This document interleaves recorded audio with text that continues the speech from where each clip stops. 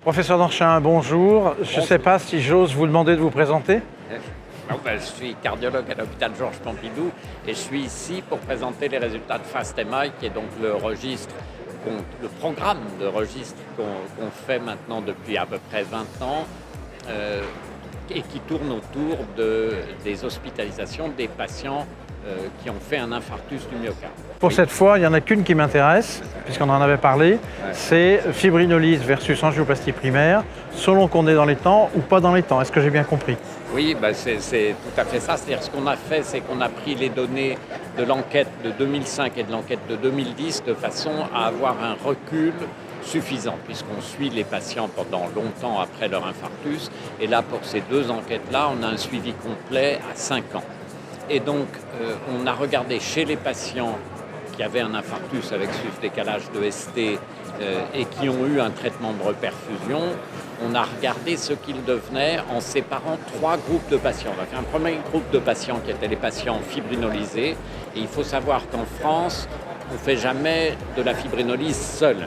Une fois qu'on a fait la fibrinolyse, on amène les patients dans un centre capable de faire une coronarographie et on va faire assez rapidement derrière une coronarographie et très souvent même une angioplastie coronaire complémentaire du geste de la fibrinolyse, qu'on peut faire parfois immédiatement dans l'heure ou les 2 heures qui suivent la fibrinolyse, si on a l'impression que la fibrinolyse n'a pas été efficace, si les gens ont toujours mal, ont toujours un sus-décalage du segment ST, et qu'on va faire un peu plus tard, au bout de quelques heures, à 24-36 heures, si on a l'impression que la fibrinolyse a bien marché. C'est ce qu'on appelle, dans le jargon des interventionnels et des gens qui s'occupent de l'infarctus, c'est ce qu'on appelle une stratégie pharmaco-invasive, parce qu'on commence par le traitement médicamenteux, la fibrinolyse, pour aller ensuite vers le cathétérisme. Avant de vous laisser aller plus loin dans la description de cette présentation-là, est-ce que la fibrinolyse représente beaucoup de cas par rapport à l'angioplastie primaire? Parce que bien sûr, ça a évolué, on ne sait plus bien où on en est maintenant. Oui. Alors ça a énormément diminué. On partait il y a 20 ans d'à peu près 40% de patients fibrinolisés, tout petit peu moins. Et on est maintenant, à la fin de 2015, on était à peu près à 6% de patients fibrinolisés. Donc ça a beaucoup baissé, et ça a beaucoup baissé surtout à partir de 2005. En 2005, on avait encore à peu près 30% des patients qui étaient fibrinolisés. Ça tombe à 14% en 2010, ça tombe à 6% en 2015. Et donc, on a pris ce groupe des patients fibrinolisés et on l'a comparé au groupe des patients qui avaient eu une angioplastie primaire, et on a séparé ce groupe en 2 selon que l'angioplastie avait été faite dans les temps recommandés par les recommandations actuelles, c'est-à-dire dans les 2 heures maximum après l'électrocardiogramme qui a servi à faire le diagnostic d'infarctus, ou bien au-delà des 2 heures. Alors, qu'est-ce qu'on constate sur la survie à 5 ans et sur la survie sans événement, c'est-à-dire sans récidive ou sans accident vasculaire cérébral à 5 ans?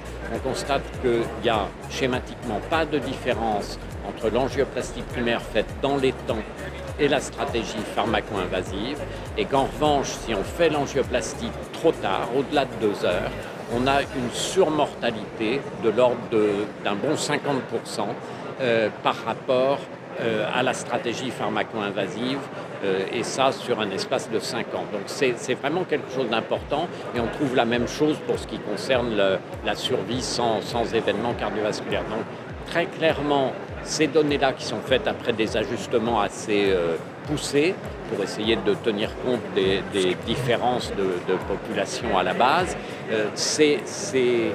les conclusions qu'on peut en tirer, c'est de se dire que c'est une vraie perte de chance pour les patients d'avoir une angioplastie trop tardive. Donc certes, c'est bien de faire de l'angioplastie primaire, c'est ce qui est recommandé, etc. Mais les gens ont tendance à oublier que dans les recommandations, on dit qu'il faut faire de l'angioplastie primaire si on est sûr de pouvoir la faire dans les 2 heures qui suivent l'infarctus du myocarde. Et on s'aperçoit que dans 30% des cas, ça n'est pas le cas.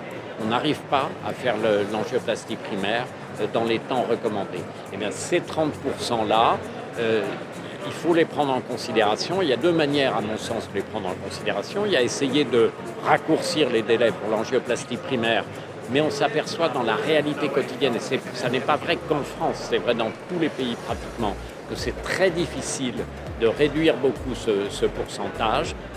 Et la deuxième solution, c'est de se dire peut-être qu'on devrait réfléchir à la stratégie pharmaco-invasive. Donc ça n'est pas la fibrinolyse toute seule, c'est bien la fibrinolyse suivie ensuite d'un cathétérisme cardiaque, d'une coronarographie, très souvent d'une angioplastie.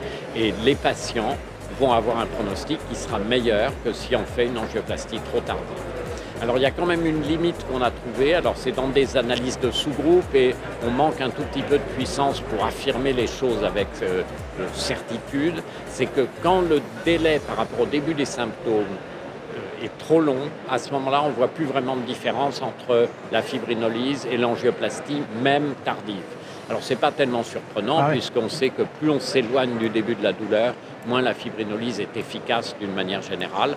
Donc en gros, l'idée c'est de se dire, si on veut vraiment améliorer les choses par rapport à ce qu'on fait actuellement avec un impact sur le long terme, il faut essayer de raccourcir les délais d'appel, et là ça passe par l'information du grand public.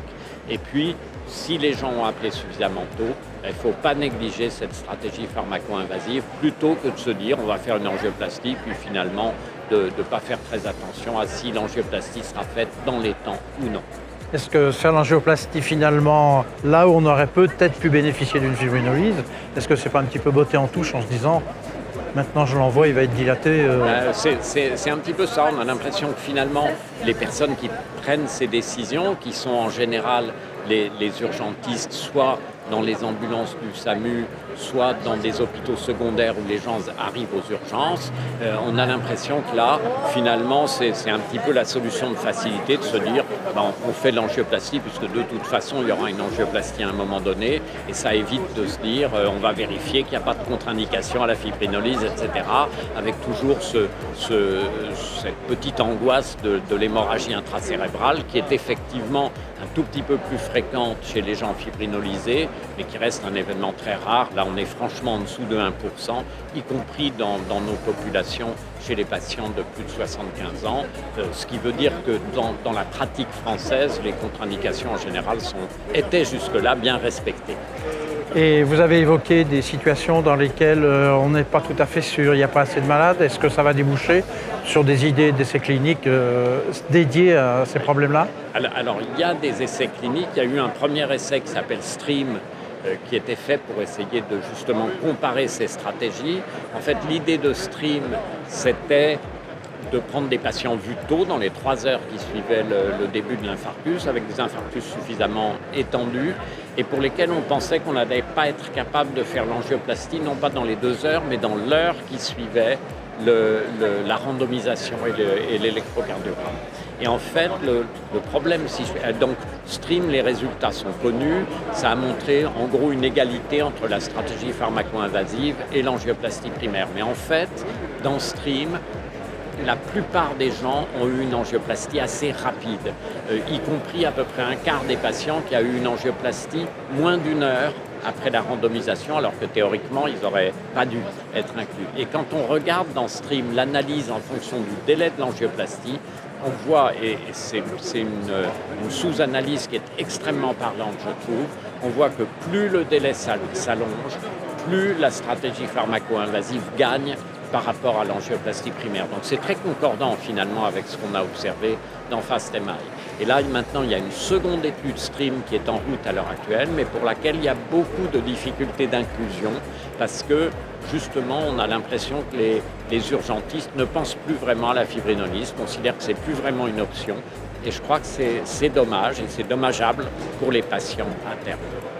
On espère que les urgentistes vont regarder Cordiam et cette interview. J'espère et j'essaye de faire ma propagande en faveur de la stratégie pharmaco-invasive auprès des urgentistes parce que en plus ça leur redonne une capacité de décision, donc ça devrait être plutôt quelque chose de bien perçu par les urgentistes.